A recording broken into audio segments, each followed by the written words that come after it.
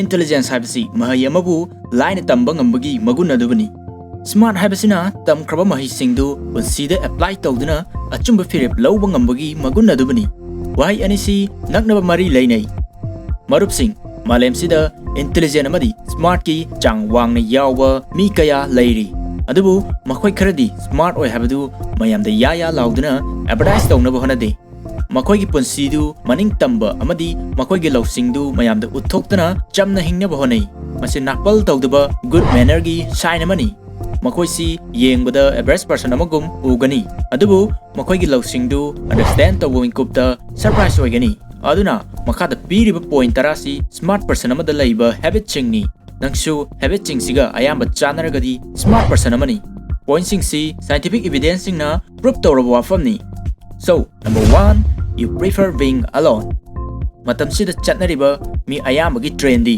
naha oiriba singna atoba mioi kayaga pundana matam lenbaseni masina makoigi punsidu satisfy oiri khanjai adubu intelligent oiba mi singi oinadi masigi onabani intelligent oiba mi singduna mi punba helikai makoigi punsidu satisfy oide masi smart oibagi ahanba sign ni masigi wafamsi Singapore Management University amadi London School of Economics na study tawkhiba amadi British Journal of Psychology da phongkhiba journal da proof tawkhraba wafamni study singdugi matungina intelligent oiba mi singdi hiram ayambada makoigi wakalondu mayamga manade wakal chanadabasina maram oiraga mayam punbada hainadaba fohalli masina maram oiraga socialize tawba amadi conversation tawbana magi khanjaba goal da jaitheng pi masigi sumatakta matam sigi modern world sida masamaromdom leijabda sufficient oinaba tools kaya amasu leire maram singsina smart oiba mi singna naitom leibana makoi gi goal da and pukning changba ngammi makoi gi punsidu satisfy oijai maram sina nang natraga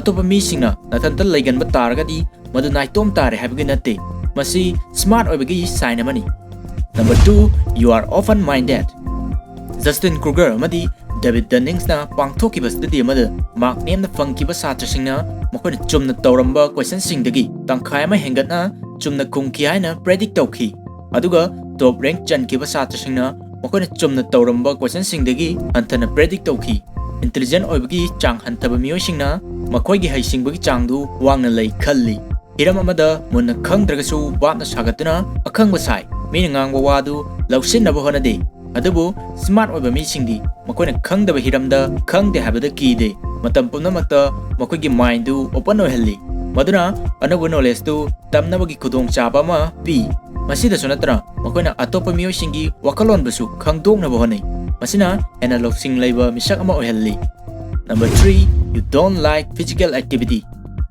North Carolina State University da pangthokpa study singda researcher singna warep taki madudi brain gi mathau hena tawba miyo singna physically active oide amaromda sana khonabada hena thawai yawa miyo singdi anaba knowledge tambada interest oibagi chang hanthai intelligent oiba miyo singna khangbu kangadaba amadi wakal hena changadaba thabok singda hena thawai yawi smart oiba habasidi mayamdagi wakal hena khanbaduni wakal pomba ayetpa yawdana khanba pami adubu physically active oidaba atanba mi khudingma intelligent oibani habadi langani intelligent oiba mi singdi makoi gi mind da hena focus tawba wakal hena khanna bahonabada physical activity hantana tawbani adubu balance habisisu maroi masina nangi hakchang du healthy oina thamgani number 4 you are a night owl naha oiriba adult singna makoi gi IQ madi sleep habit ki maramda pangthokpa study singda angakpa result fangki yaw thengna hogatpa tungdang thengna thabak tawbada hainaba miyosingna ayukta hainaba miyosingdagi IQ level hena wangi habasi khangki hairibasina thengna tumbana nangi brain du smart ohengani habadi natte nangna smart person ama oiragadi nangi friend singna tumkhrabakanda nangi lairik paba internet browse tawba sina singba tawduna information kya lawshinaba honai aduna nangsu tungdang thengna tumganba tungdang thabak tawba hainaba misak ama oiragadi madu smart oibagi sign ama oibasu yai number 5 you are really funny karigumba nangsi fagi tawganba hiram ama hektada funny oina khanba ngamagadi madu smart oibagi sign ama oibasu yai University of New Mexico gi scientist singna pangthokiba study amada hena funny oiba cartoon caption sing iba haiba miyo singna verbal intelligence ki chang hena yawba thengnaki atopa study amadana professional comedian singna makoigi intelligence ki chang do changchatagi hena wangkhana lei masina takpadi funny oiba mi singna average person singdagi wakal hena khalli hena smart oi habadu takpani nangsu masigi magun si chelagadi fibam khudingda mibu harawanba ngamgani. Number 6, you procrastinate a lot. Procrastination gi wahan thokti nang irai laina tawba ngamagasu thabak tu tawdana yaithokna leiba adabani. Miyo ayamba makoina hainadaba thabakta procrastinate tawi. Masi bad habit amani. Masina thabak khuding thinthana ba machak ama oihalli.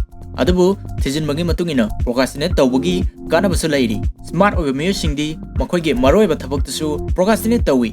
Thawongshina makoigi mind da anau-anauba innovative idea kyasu sagatpa ngamhalli. Masina taklibasi smart oiba misingna makoigi thabakta procrastinate tawragasu makoigi mind dudi manglomda adumuk changsilli takpani. Aduna nangsu thabak yaithokkanba wakal yamna khanganba misak ama oiragadi smart person amagi khudamni. Adubu kahena procrastination tawragadi nangi goal du achieve tawba ngamkidabasu yai. Number 7, frequent feeling of boredom. Intelligent oiba misingdi nungtigi tawduna leiba thabaksing tawbada boring choi. Maramdi knowledge amadi lawsing leiraba misak amana araiba thabaksing tawduna lenba habasi kaya hainadaba pokani. Masigi sumathakta makoidi anama matamda wakal mayam khannaba honabada thuna boring chugalli. Makoidi anau-anauba thabaksing anauba projectsing da ena thawai yawi. Adabu thabaksing du hanjan tawragadi boring choi. Number 8, difficult in building romantic relationship.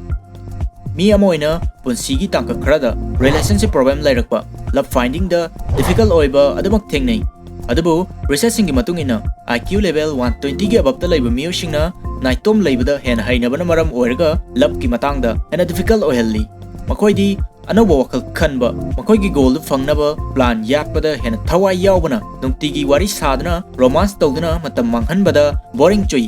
Masigi sumathakta smart oiba misingduna makoigi future gi matangda makoigi partner duga oirakpa yagada problem sing ka hena khanjanbana afab partner khanbada hena chamam nahalli. Number 9, forgetfulness. Ana phakiba para yengkiba film technikiba information sing kaugandaba ningsingduna laiganba miyosingbu good memory ni haina khangnai. Aduga ana tawkiba potsing kauganba kudamoina mi maming kauganba birthday kauganba so thampham kauganba asiguma miyosingbu bad memory ni haina khangnai.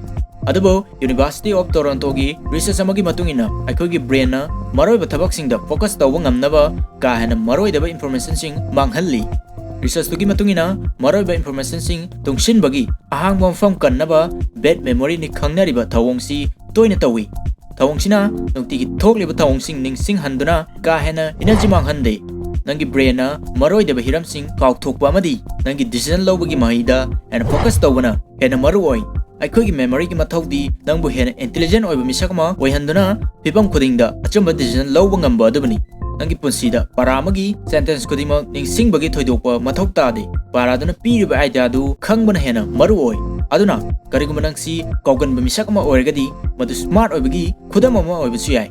Adubu maroiba information sing ka hena kaugalagadi medical help dakar oigani. Aduna video sinungai khallagadi like tawiu channel se subscribe tawiu. Mathangdasu kanaba video sing thagalakpada jithadanaba bell notification on tawba kaubigenu. Thank you for watching.